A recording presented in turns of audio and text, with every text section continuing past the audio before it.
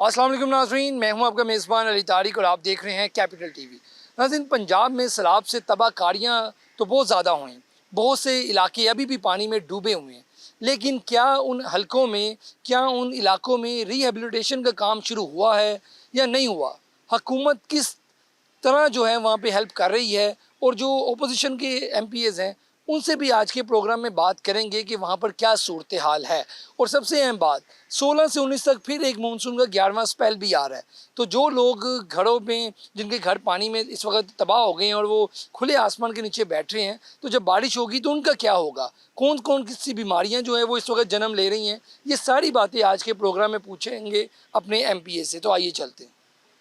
पंजाब की में जो सैलाब आया और उसके बाद जो हलकों की सूरत हाल है, उसके ऊपर हम बात कर रहे हैं। और हमारे साथ इस वक्त पाकिस्तान तहरीक इंसाफ के जो चीफ वेब हैं पंजाब असम्बली में, राना शहबाज साहब, वो मौजूद हैं। और राना साहब, आपका ताल्लुक तो जंग से है, जहाँ पे वज़ीर आला पंजाब भी गई थी, और वहाँ पे इस वक्त क्या एक्चुअल पोजीशन है? क्योंकि आप अपने हलके में भी थे, वीडियोस भी हमने आपकी देखी, तो सैलाब से वहाँ पर क्या नुकसानात हुए और इस वक्त क्या सूरत हाल है, ये बताइए। बिस्मिल्लाहिर्रहमानिर्रहीम। देखें जी, ये बहुत बड़ी आफत थी, तो इसको जानबूझकर पूरे पंजाब को डुबोया गया है। हर जगह पर पानी, अब जानबूझ के कैसे डुबोया? मैं बताता हूँ, ये पानी को रोक रोक कर, जैसे ये त्रिमू हैड को पहले बंद कर पीछे वाला आप हाफजाबाद, पिंडी, बटियाँ, चिनोड़ का इलाका जब पूरा डूब गया तो फिर उनको एकदम पूरा खोल दिया गया। फिर उन्होंने गढ़ महाराजा की दूसरी तरफ कट नहीं लगाया, तो उस इलाके को जो पीछे वाला था, महमूद शाह, नैत शाह, ये जो हमारा कोट मपाल और ये तमाम इलाके, मस्जिदें भी उधर जो हैं वो तमाम सैलाब से उन गिर गई हैं, वो शहीद हो गई हैं। इसी तरीके से फिर आगे इन्होंने हैड मोहम्मद वाला को कुछ बड़े लोगों को बचाने के लिए आज तक ब्रीच नहीं हुआ, जिससे तहसील अहमदपुर स्याल पूरी डूब गई। गढ़ महाराजा जो डीसी कहता था कि मैं अवाम का हम तहफ़्फ़ुज़ है, इनको बचाएंगे, वो इसी का घर भी डूब गया, तमाम तहसील डूब गई। अच्छा, ये बताइएगा कि ये बहुत ज़्यादा सोशल मीडिया पे भी चर्चा हुआ कि जो अहमदपुर स्याल वाला इलाका था उसको नहीं बचाया गया, गढ़ महाराजा से जो एक कोई कट लगना था वो नहीं लगा। ये क्या स्टोरी है, ये ज़रा ये गढ़ महाराजा पे ना जी दरिया, एक पुल बना हुआ है, उस पुल की कैपेसिटी है पानी गुजारने की 3 लाख। ठीक है। पीछे से पानी जो त्रिमू एड से क्रॉस है उसकी कैपेसिटी है 9 लाख। वो फुल कैपेसिटी से क्रॉस करा रहा था 9 लाख, 9.5 लाख होगा 9, वो पूरी कैपेसिटी से ऊपर तक, आखिरी इंच तक वो क्रॉस करा रहा था, वो पूरी कैपेसिटी से चल रहा था। आगे क्योंकि उसकी जो थी दोनों तरफ से कट होता, क्योंकि वो गुजरने के लिए पुल बनाया गया है। हेड क्योंकि पीछे है, वो गुजरने के लिए जो गढ़ महाराजा के ऊपर पुल बनाया गया उसको दोनों तरफ से कट करते हैं, आगे भी होता है, तो दोनों तरफ से कट करते वो पानी उधर से गुजर जाना था। ये पीछे जो तहसील अहमदपुर स्याल की आधी तहसील है और 18 हज़ारी की, ये बच जानी थी। अच्छा, ये बताएं कि अब कितनी फसलें, कितनी ज़मीन मुतासर हुई है, जो तबाह हुई हैं फसलें, और दूसरा जो फूड बास्केट है, बड़ा हिस्सा हमारा क्योंकि पंजाब से, जनूबी पंजाब से, तो अब आने वाली कीमतें जो हैं सब्जियों की, जो इनमें हम क्या देखेंगे? देखें जी, ये बहुत नुकसान हो गया। गवर्नमेंट तो इसको 20-25 लाख एकड़ कह रही है, लेकिन ये 1 करोड़ एकड़ के करीब नुकसान हो गया। आपके वहाँ पे जो कौन कौन सी फसलें थी जो ज़ेरे आब हुई हैं? हमारे जो थी वो चावल थी और गन्ना थी और कपास थी, ये 3 मेजर थी। और उसके अलावा जो 10-20 लाख जो जानवर थे उनके लिए जो था वो मक्की भी लगी हुई थी, चारे का बंदोबस्त था, वो सारे जो ख़त्म हो गए हैं। तो अब ये जो इन्होंने हमारा जो इलाका डुबा है ना, हैड मोहम्मद वाला को इन्होंने रोका गया, जिससे ये है पीरोवाल भी पूरा डूबा है, शुजाबाद भी पूरा डूबा है। पहली दफ़ा इनसे इतनी नाअहली हुई है कि ये उधर वज़ीर आला भी गई हैं और उनकी सीनियर वज़ीर भी, बाकी वज़ीर भी, वो सिर्फ टिकटॉक बनाने में लगे हुए हैं। वो उन्होंने अमली तौर पे काम नहीं किया, उन्होंने दिखाया जी फूड जा रहा है, और बच्चों को उन्होंने बड़े छोटे बच्चों को रेस्क्यू किया है वहाँ पे। हालात तो फुटेज हमें ये बात हो गई है, उनको पता ही नहीं है कि वो पर पानी कैसे कंट्रोल करते हैं। उन्होंने दरियाओं को, हैड मोहम्मद वाला को जो था उन्होंने कट नहीं किया, उसकी कैपेसिटी 2.5-3 लाख थी गुजारने की, वो 9 लाख पानी, ये 3 दरियाओं का उधर पानी आ रहा था, झेलम का, चिनाब का और रावी भी उसमें उधर से गुजरना, उन्होंने कट ही नहीं किया। वहाँ पर 20-20 फुट पानी था, लोगों को डुबो कर रख दिया। लोग जिंदा बचेंगे, वो लोग तो 3-3 लाख रुपए किश्ती वाले को देकर आ रहे हैं। ये सिर्फ और सिर्फ अपनी टिकटॉक बनाने जा रहे हैं, ना उधर कोई पानी दे रहा है, ना कोई फूड दे रहा है। वहाँ पे से सूरत हाल किया, अभी भी वहाँ पानी मौजूद है अहमदपुर स्याल और झांग वाले एरिए? अभी ये करते हैं कि ये जो बाईपास बना है उस पर जो सारा इलाका पहले डुबो लेते हैं, अच्छा, फिर कहते हैं जी उस हमने लोगों को बचाने के लिए कट कर लिए, जहाँ पर वहाँ पर 10-10, 12-12 फुट पानी हो जाता, फिर वो अगला इलाका डुबोना शुरू कर देते हैं। वो जब आगे वाला डूब जाता है तो फिर वो और कट करके उसको, वो ऐसा है, वो कह रहे हैं कि कोई बचे ना इधर। तो लोग जो हैं वहाँ पर सैकड़ों वाद हो चुकी हैं। ये जो बाद में आएगा जब लाशें मिलेंगी तो ये बताएंगे, लोग अपने घरों से नहीं निकल सके। आपने देखा होगा सोशल मीडिया पर, क्योंकि इन्होंने मीडिया को कंट्रोल किया हुआ, किसी चैनल पर कुछ आने नहीं दे रहे। आप देखें लोग दरख्तों पर चढ़े हुए हैं। ये ऐसा तो मिसाल के तौर पर मेरा नहीं ख्याल कि क़यामत वाले दिन में पर भी ऐसा हो जैसे इन्होंने कर दिया है। सब लास्ट पे ये बताइएगा, अब 16 से 19 एक फिर मानसून का 11वां स्पेल है, तो दोबारा बारिशें होंगी पंजाब में, तो इस हवाले से आप क्या देखते हैं? वहाँ पे कोई काम हो रहा है या ये पेशेंट कोई तो कर रहा है पीडीएम के वहाँ पे ये मामला होना है, तो कोई काम भी हो रहा है? देखिए जी, दरियाओं का एक अपना रास्ता होता है, एक अपना उनका तरीका होता है, उनको पानी गुजारा जाए। देखिए अगर आप त्रिमू हेड से 9 लाख पानी गुजरेगा तो वो हेड मोहम्मद वाले उसको कट किया जाएगा, तो दरिया से गुजर जाएगा, कोई मसला नहीं होगा। जब आप उस पानी को गट नहीं करेंगे तो उसकी हाइट जो 6 फुट होनी थी वो जब 20 फुट हो जाएगी, वो फिर जिधर भी जाएगा उधर तबाही मचा देगा।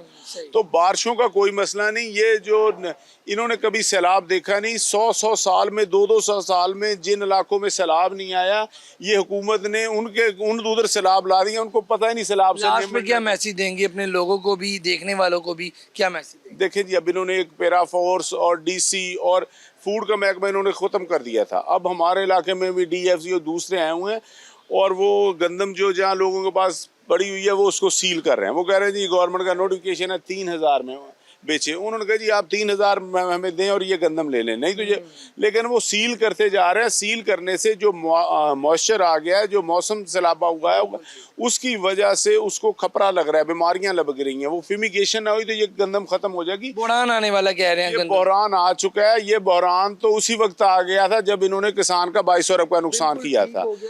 आप गुफ्तगू सुन रहे थे राना शहबाज साहब की, जो कि कह रहे हैं कि आने वाले दिनों में सैलाब की वजह से और ये जो अब सूरत हाल है, गंदम का बहरान भी सामने आ रहा है और सैलाब के जो मजीद इलाके हल्के तबाह हुए हैं, वहाँ के एमपी से भी बात करेंगे। इस वक्त हमारे साथ मौजूद हैं नादिया खरल साहिबा, जिनका भी ताल्लुक जो है जनूबी पंजाब से है। सैलाब के हवाले से पंजाब भर में तबाहकारियाँ हुई, आपके हल्के की क्या इस वक्त सूरत हाल है, ये भी ज़रा बताइए। जी, अल्लाह का लाख लाख करम है, अल्हम्दुलिल्लाह। मेरे हल्के में तो नहीं आया है सैलाब, लेकिन मेरे डिवीज़न डीजी खान में डिस्ट्रिक्ट मुजफ्फरगढ़ में आया है, जिसमें अलीपुर है और मुजफ्फरगढ़ है। वहाँ पे काफ़ी लोगों की जान माल। सैलाब वाले इलाकों का विजिट भी किया था, तो क्या वहाँ पे सूरत हाल आपने देखी? जी बिल्कुल, ऐसे हमारे पास तो कोई हुकूमती इख्तियारात भी नहीं है, लेकिन उसके बावजूद अपनी मदद आप हमसे जितना हो सक रहे हम जाकर विज़िट करें, लोगों की इमदाद करें, उनको रिलीफ देने की कोशिश कर रहे हैं।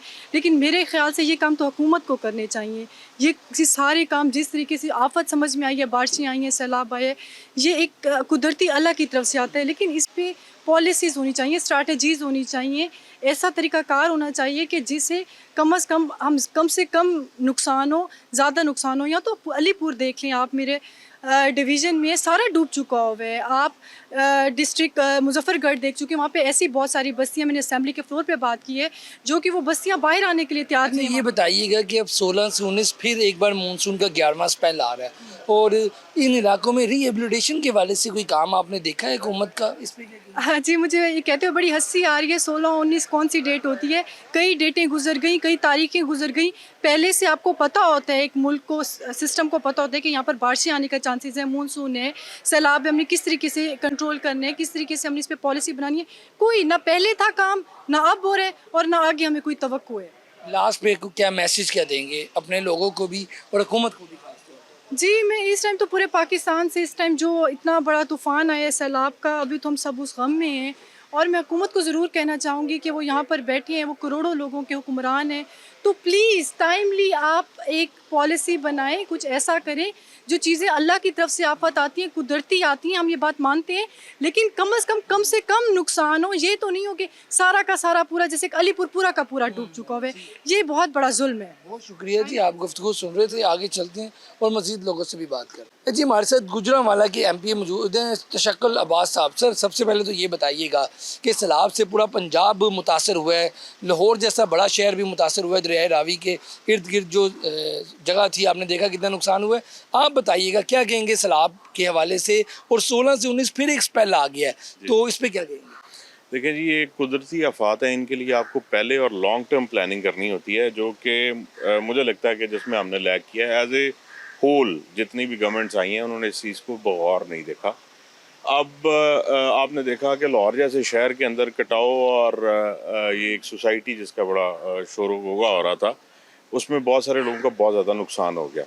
अब गवर्नमेंट को चाहिए इस टाइम ये कि बिलखसूस जो देही इलाके हैं जहाँ पे लोगों के जानवर माल मवेशी बहुत ज़्यादा उनका नुकसान हुआ, और उनके पास कुल उनकी पूंजी यही जानवर होते हैं, यही रकबा होता है, यही देखिए पनीरी की थी इस टाइम, चावल की फसल थी, वो बहुत ज़्यादा नुकसान हो गया उसमें आने वाले दिनों में भी। और ये ऐसे नहीं होता, इसके लॉन्ग लास्टिंग इफेक्ट्स होते हैं। ये तो आज लगता है आपको कि लग रहा है ना अच्छा कि ये बताइए कि आने वाले दिनों में अब बल्कि अभी से ही सब्जियां और फ्रूट्स जो हैं वो महंगाई की तरफ जाना शुरू हो जाएंगे, इस पे क्या लगता है आपको? देखें, ये अब एक नेशनल डिज़ास्टर है, इसके आफ्टर इफेक्ट्स भी आने हैं, उसके लिए हमें ज़हनी तौर पे भी तैयार रहना है।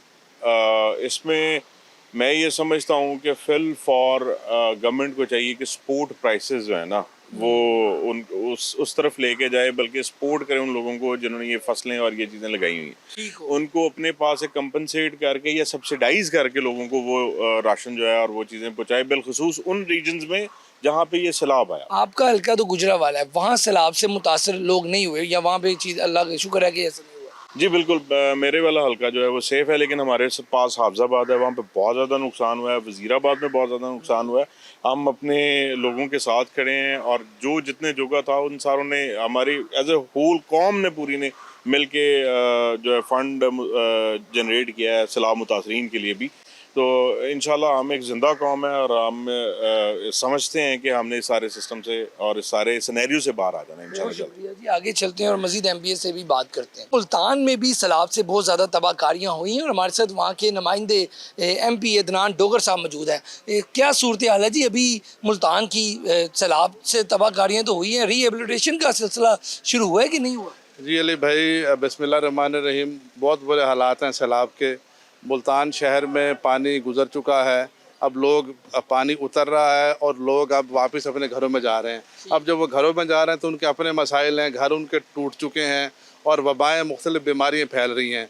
तो मेरी अब इस्तिताअ है आला हुकाम से कि अब फौरी तौर पर मेडिकल कैंप, और जो उनके घर टूटे हैं उसके लिए बिल्डिंग मटेरियल की उन लोगों को अशद ज़रूरत है, वो खुले आसमान के नीचे बैठे हैं।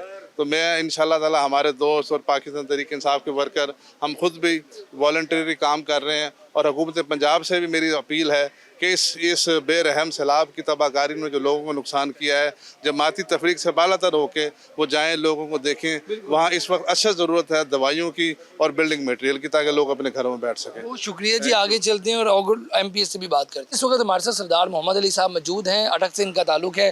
सर, सैलाब ने पंजाब में आपने देखा है किस तरह तबाहकारियाँ अपनी की है, और अब दोबारा एक स्पेल आ रहा है 16 से 19 जो मानसून का 11वां स्पेल है। तो क्या आपने देखा, अटक की क्या सूरत हाल रही और बाकी जो शहर थे उसके हवाले से भी बताइएगा। बिस्मिल्लाहिर्रहमानिर्रहीम। सबसे पहले तो जी मैं ज़ाती तौर पे ये समझता हूँ कि पाकिस्तान की तारीख़ का सबसे बड़े बहरानों में से एक बहरान ये है जो बहुत बड़ा सैलाब आया है, और इसमें ख़ुसूसन जो पंजाब के 10-12 अज़ला हैं वो शदीद तौर पे मुतासर हुए हैं। और अफसोस इस बात का होता है कि हम हर दूसरे तीसरे साल इस आफत का सामना करते हैं और किसी लेवल पे कोई इसके तदारुक के लिए, इसकी रुकावट के लिए या इसको कहीं समाने के लिए कुछ नहीं किया गया। इस दफ़ा भी पंजाब डिज़ास्टर मैनेजमेंट अथॉरिटी ने भी और नेशनल डिज़ास्टर मैनेजमेंट अथॉरिटी ने भी प्री मानसून इनको कम से कम 3 महीने पहले बताया था। सर ये बताएं, ये जो ऐवान है यहाँ पे पंजाब की नुमाइंदगी हो रही है, तमाम वो लोग जिनको अवाम मुंतखब करती है वो इधर आते हैं, इतने बड़े ऐवान में इनके ऊपर, डिज़ास्टर्स के ऊपर, सैलाब के ऊपर, डैम्स के ऊपर बात क्यों नहीं हमने देखी? जब ये इशू शुरू हो गया या जब इशू ख़त्म होने वाला है, एक तबाहकारियाँ हो गई, उसके बाद तो हो रही है, पहले क्यों नहीं हुई? मैं आपको ज़ाती तौर पे बताऊं कि मुझे बड़ा शदीद दुख हुआ उस दिन, जिस दिन पंजाब में एक तो अपोजिशन की तरफ से भी सैलाब के हवाले से एक करारदाद पेश की गई और गवर्नमेंट ने भी वो दिन रखा, लेकिन सीरियसनेस की हालत ये थी, आप भी अंदर ऐवान में आते जाते रहते हैं, कि मिनिस्टर्स में से शायद कोई एक आध मिनिस्टर जो कंसर्न मिनिस्टर था इरिगेशन का, वो बैठे हुए थे, मेंबर्स की तादाद ना होने के बराबर थे। और इतना अफसोस होता है, और मुझे इतना, उससे ज़्यादा मैंने बात करनी थी लेकिन अनफॉर्चुनेटली मुझे कहीं अपने हल्के में वापस जाना पड़ा, कि पहली दफ़ा ऐसा हुआ है कि हल क्या है सर, इसका हल बताएं कोई आपकी नज़र में, आप क्योंकि लोगों को रिप्रेजेंट करती हैं। देखिए जी, एक तो कुदरती आफात को जिस लेवल पे इस दफ़ा पानी आया है ना, इसको तो आज से बहुत अरसा पहले ही हमें को डैम सबसे बड़ा इसका जो हल है वो डैम ही है। और मैंने जो बात करना चाह रहा था कि पहली दफ़ा ऐसा हुआ है कि पंजाब और ख़ुसूसन इस पूरे मुल्क में इतनी बड़ी आफत आई है और प्राइम मिनिस्टर ऑफ पाकिस्तान को एक दफ़ा भी, शायद अब उन्होंने कोई आखिरी तो 2-4 दिन पहले उन्होंने कौम से खिताब कर लिया हो, जब तक हकीकी नुमाइंदगी नहीं होगी, वो एहसास ही नहीं होगा, इनको परवाह ही कोई नहीं है, लोग मर रहे हैं, लोग सफ़ेदपोश लोग, इसमें गरीब तो बेचारा वैसे ही मरा हुआ था, सफ़ेदपोश लोग शदीद तौर पे इसमें बिल्कुल मुतासर। आप ठीक कह रहे हैं, यही हाल है लोगों का इस वक्त। लोग अपने घरों से हाथ धो बैठे हैं, उनके घर में राशन पानी तो दूसरी बात, जब घर पे ज़मीन का टुकड़ा ही जो है उनका ख़त्म हो गया है। तो ये सूरत हाल है आवाम की। अगर लाहौर की बात की जाए तो जिन सोसाइटीज़ में पानी आया था वहाँ पर भी लोग इस वक्त बेसहारा और आसमान के नीचे खुले बैठे हुए हैं। तो ये सोचना चाहिए हुकूमत को, और यही MP इस बात कर रहे हैं कि हमें यहाँ पर ऐवान के अंदर इस पर बात करनी चाहिए, डैम्स के ऊपर बात करनी चाहिए और उसको बनाना चाहिए। यहाँ पे लेते हैं एक छोटा सा वक्फा और फिर दोबारा आकर इसी मौजू पे दोबारा बात करेंगे अपने मुंतखब MPs के साथ। वेलकम बैक जी, प्रोग्राम में आपको खुशामदीद कहते हैं। हमारे साथ इस वक्त अहमद इकबाल साहब मौजूद हैं। सर ये बताइएगा कि सैलाब की वजह से हमने देखा कि पंजाब में तबाहकारियाँ हुई, लाहौर ख़ास तौर पे जैसा शहर, यहाँ पर भी जो दरियाए रावी के रास्ते में जगह थी या जो मखसूस इलाके थे उनमें बड़ा नुकसान हुआ। तो आप क्या देख रहे हैं, हुकूमत इस हवाले से काम तो कर रही है, मज़ीद भी एक स्पेल आ गया है मानसून का, 11वां स्पेल जो है 16 से 19 तक, तो किन इलाकों में क्या क्या काम हुआ इसके बारे में? सबसे पहली बात तो ये है कि मेरा ख्याल है लाहौर वालों को शुक्र अदा करना चाहिए कि वो महफूज रहे हैं।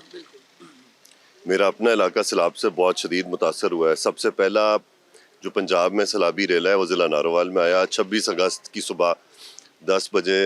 मैं उस वक्त जम्मू कश्मीर के बॉर्डर पे ख़ुद खड़ा था जब 10 फुट की लहरें जो हैं वो सैलाबी रेला हमारे इलाके में आया, और इस वक्त कोई 72-74% ज़रई ज़मीन नारोवाल की जो है वो सैलाब से मुतासर हो चुकी हुई है। ये एक कुदरती आफत है। अब बात यह है कि ये कुदरती आफात कैसे आती हैं। कुदरती आफात जो हैं वो हज़रत इंसान ने जो कुदरत के साथ छेड़छाड़ की है, ये उसका नतीजा है। जब आप कोई हद पार करेंगे तो कुदरत जो है वो अपना दिखाएगी कि वो इंसान जो है वो कुदरत के ताबे है, कुदरत इंसान के ताबे नहीं है। दरिया जो है वो इंसान के ताबे नहीं है, लेकिन सर अभी जो सूरत है वो इंसान के ताबे नहीं है। तो ये आज की बात नहीं है, ये जो पूरी दुनिया ने पिछली एक पूरी सदी 2 सदी जो एक इंडस्ट्रियल रेवोल्यूशन आया, ग्लोबल वार्मिंग हुई। अब देखें, बात ये कि समझने की बात ये कि इस साल जो अरेबियन सी है, बहरा अरब है, वहाँ पे 1-2 डिग्री सेल्सियस टेम्परेचर ज़्यादा था। अगले साल भी ज़्यादा होगा, उससे अगले साल और ज़्यादा होगा, यानी क्लाउड फॉर्मेशन हर साल बढ़ेगी। हुकूमत इस पे क्या कर रही है सर? अभी भी जिन इलाकों में लोग बैठे हैं, घर उनके पास उनके डूब गए हैं और खाने को उनके पास खाना या पानी उस तरह से नहीं है, जो हालात हम जनूबी पंजाब में खास तौर पे देख रहे हैं, वहाँ पे क्या काम किया जा रहा है और उन्होंने क्या किया जाए? हुकूमत पूरी तरह मुतहर्रक है। मैं खुद अब 3 हफ्ते दिन रात अपने ज़िले में रहा हूँ, इंतज़ामिया के साथ, पुलिस के साथ। और देखें, बात यह है कि जब इस इतनी बड़ी स्केल पे आफत आती है ना, तो फिर मेरा ख्याल है कि हम सब हुकूमत बन जाते हैं।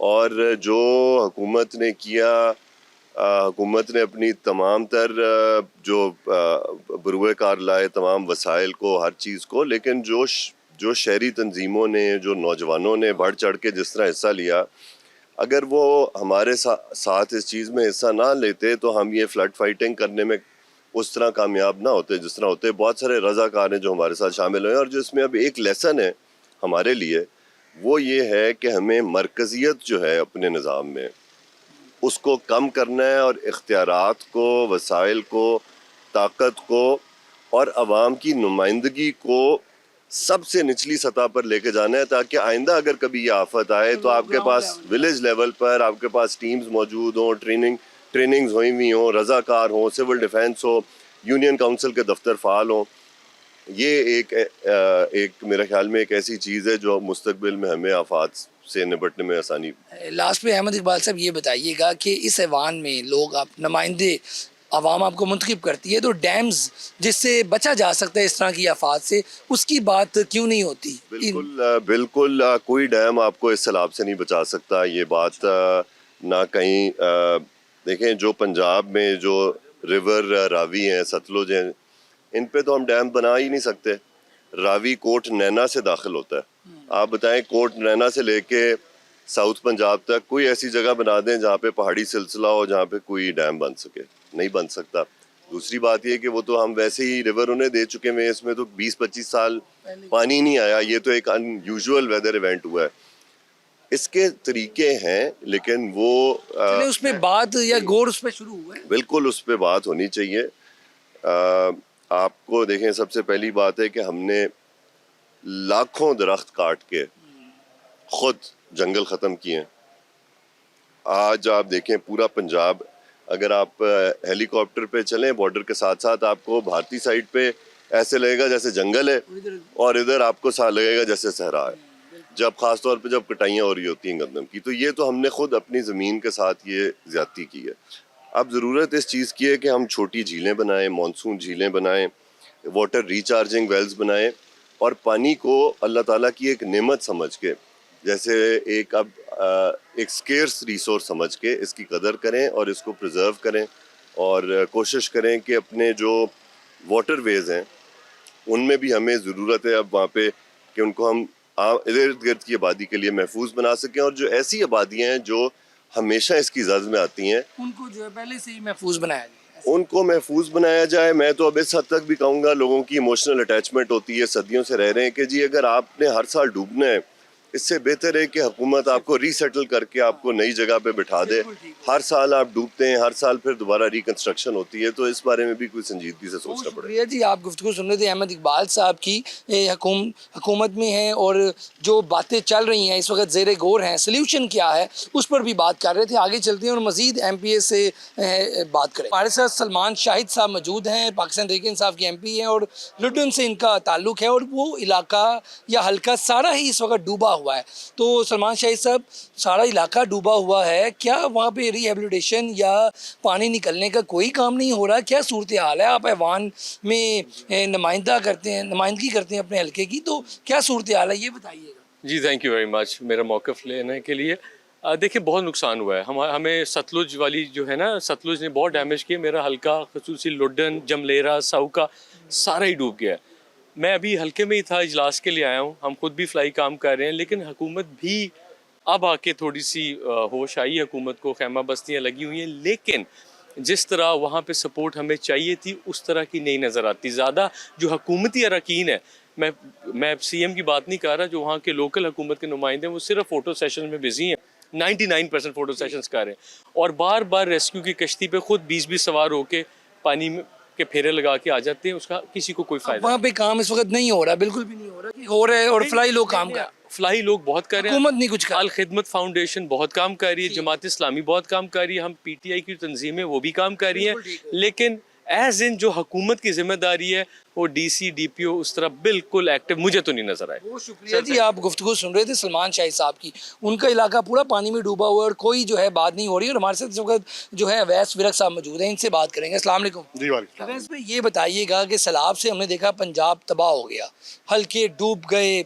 आप बताइएगा क्या इस वक्त आपके हल्के की सूरत हाल है, और क्या कहेंगे सैलाब जो आया है इस पर हुकूमत आपको काम करते दिखाई दे रही है रियल में? अच्छा, थैंक यू सो मच भाई, ये बड़ा अहम टॉपिक है और मैं आपका शुक्रगुजार हूँ कि आप आवाम की आवाज़ बन रहे हैं। मेरे हल्के में भाई जो है वो तकरीबन 2 यूनियन काउंसिल जो हैं जो रावी के साथ लगती हैं शरकपुर की, वो मुतासर हुई हैं। लोग वहाँ पे काफ़ी, उनके घरों को भी नुकसान पहुँचा है, और सबसे ज़्यादा जो नुकसान पहुँचा है वो लोगों की फसलों को पहुँचा है। अभी भी वहाँ पे पानी खड़ा हुआ है और पानी निकलने का रास्ता नहीं है, तो आइंदा आने वाली फसलें भी जो हैं वो लोगों की जो है उसको बहुत नुकसान आपको होगा। लगता है कि आने वाले दिनों में फिर जो फूड बास्केट थी जब वही तबाह हो गई तो फिर फसलें तो महंगी हो जाएंगी, जो ज़राअत है ये सब जो सब्जियां खासतौर पर वो महंगी हो जाएंगी? बिल्कुल ऐसे ही, क्योंकि वो काश्तकारी नहीं कर पा रहे। जो पानी आया है बंद क्रॉस करके उसके वापस जाने का रास्ता नहीं है, तो लोग जो है वहाँ पे दोबारा फसल काश्त नहीं कर सकते। वो सूरज से ही, अल्लाह की रहमत से ही वो जो है दोबारा जो है वो एपोरेट ही होगा।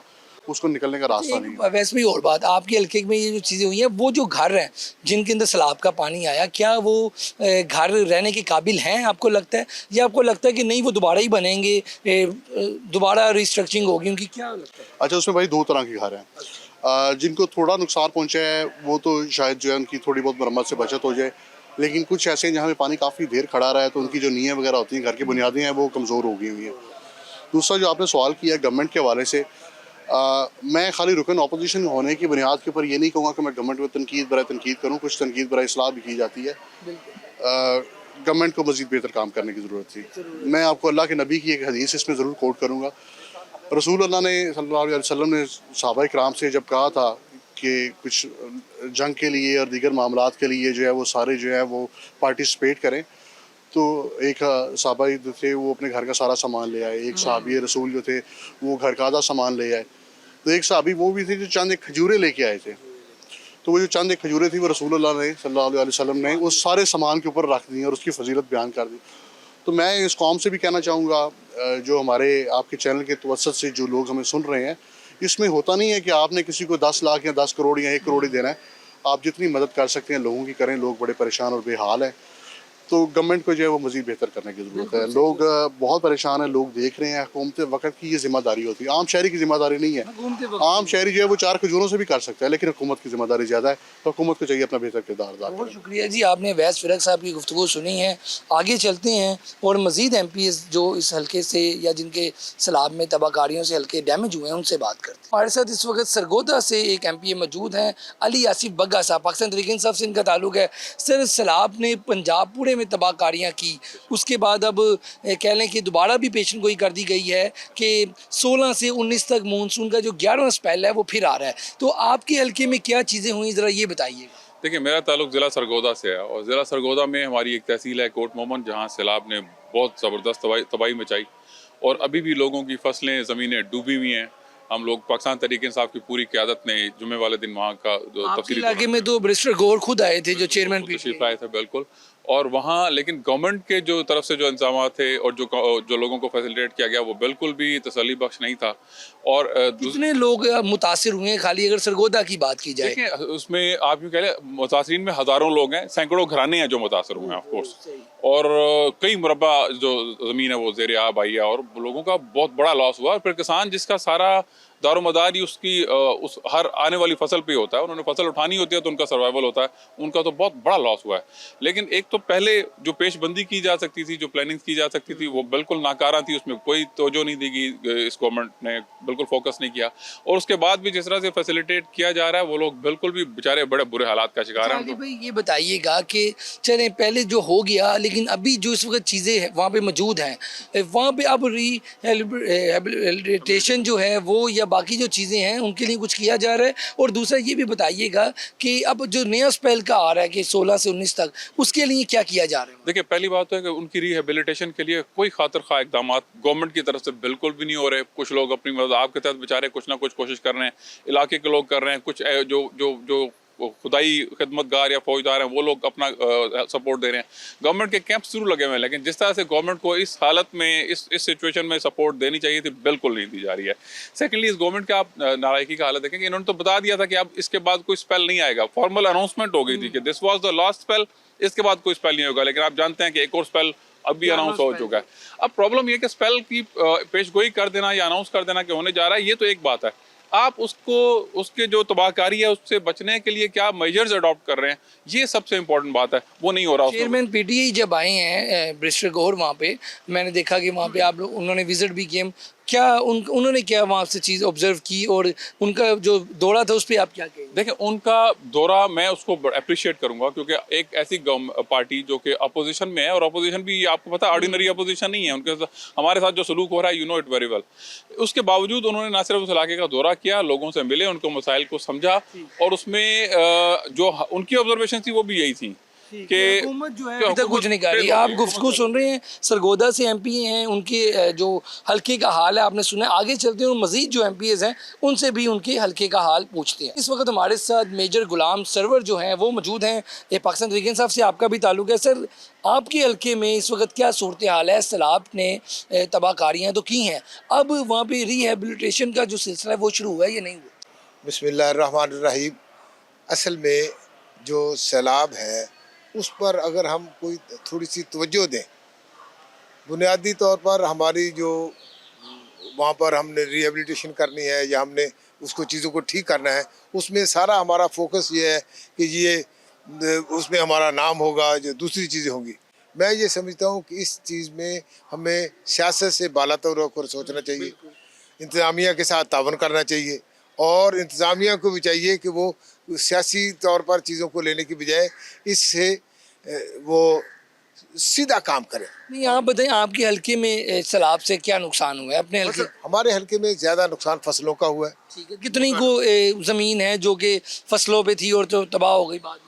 आजकल जो है ना जी, ज़मीन 100% ही काश्त होती है और ख़ास तौर पर दरिया के किनारे पर तो सारी फसल काश्त होती है और इसमें मकई बहुत ज़ाया हुई है, ये चावल ज़ाया हुआ है। और बेसिकली हमारे इलाके में जो सबसे बड़ा है ना जी, वो तकरीबन कोई 15 के लगभग गांव है जो मेरे हल्के में, वो सारे मुतासिर हुए हैं। जो सारे मुतासर हुए अब हैं। दोबारा स्पेल आ रहा है 16 से 19 तक का, क्या कोई वहाँ पे ऐसा वर्क हुआ है जिससे आने वाले मजीद कोई नुकसान? वर्क नहीं, कोई वर्क नहीं। क्या कहना चाहेंगे हुकूमत को? सिर्फ ये कि इस वक्त स्वाए अल्लाह से उम्मीद रखने के, मेरा नहीं ख्याल कि गवर्नमेंट किसी तरह का भी कोई काम कर रही है। बहुत शुक्रिया जी। आगे चलते हैं और बाकी एमपीएस से भी उनके हल्के की आवाम और उनके हल्के का जो हाल है वो पूछते हैं। हमारे साथ इस वक्त डिप्टी स्पीकर पंजाब असम्बली जो हैं वो मौजूद हैं। सर, ये बताइएगा कि सैलाब से आपने देखा कि जो पंजाब में तबाहकारियाँ हुई हैं, अब जनूबी पंजाब वाला एरिया जो डैमेज हो रहा है, तो क्या आपके जो 371 का ऐवान है, लोग हैं, आपको आगे मसाइल भी बताते होंगे, क्या इस वक्त सूरत हाल है और हुकूमत जो काम कर रही है उसके ऊपर भी ज़रा कमेंट कीजिए। ये बिस्मिल्लाहिर्रहमानिर्रहीम, ये तो अल्लाह ताला की तरफ से एक आफत है और हिंदुस्तान ने एक आबी जारियत है उनकी तरफ से। लेकिन हुकूमत को मैं अप्रिशिएट करता हूँ कि मेरे बहावलपुर में भी बहुत ज़्यादा सैलाब आया है और मैं वहाँ पे एक एक कैंप पे गया हूँ, एक एक बंद पे गया हूँ, एक एक पत्तन पे गया हूँ और वहाँ पर लाइफ स्टॉक एक्टिव था, वहाँ पर 1112 एक्टिव थे और लोगों को एवैक्यूएशन कराई, वहाँ पे उनके माल मवेशी का इनखला किया, उनको एवैक्यूएट कराया। वहाँ पे खुराक का जो इंतज़ाम है इंतहाई ज़बरदस्त है। अगर 400 लोगों के भी कैंप्स हैं तो वहाँ पर भी 3 टाइम का खाना है। वहाँ पर उनके बच्चों के लिए दूध प्रोवाइड किया गया है, उनके लिए टेंट्स प्रोवाइड किए गए हैं और इरिगेशन डिपार्टमेंट जो है वो एक्टिव है, हाईवे डिपार्टमेंट एक्टिव है, CNW डिपार्टमेंट एक्टिव है। मैं एक एक कैंप पे मैं चश्मदीद गवाह हूँ और मैं हुकूमत को अप्रिशिएट करता हूँ। डिप्टी स्पीकर साहब, ये बताइएगा 16 से 19 मानसून का 11वां स्पेल आ रहा है, लोग पहले ही जैसे आप बता रहे हैं कि कैंपों में मौजूद हैं और आप लोग कैंपों की चलें देखभाल कर रहे हैं, लेकिन जब बारिशें होंगी दोबारा और मुख्तलिफ बीमारियाँ फैलेंगी तो मेरा ख्याल हुकूमत को नहीं चाहिए जल्दी से रिहेबिलिटेशन का काम मुकम्मल करे, उन्हें घरों में पहुँचाए। अभी तो पानी है, अभी तो पानी है। अभी तो आज की जो रिपोर्ट है PDMA की तरफ से वो एक फुट जो है वो पानी कम हुआ है, लेकिन पानी अभी है।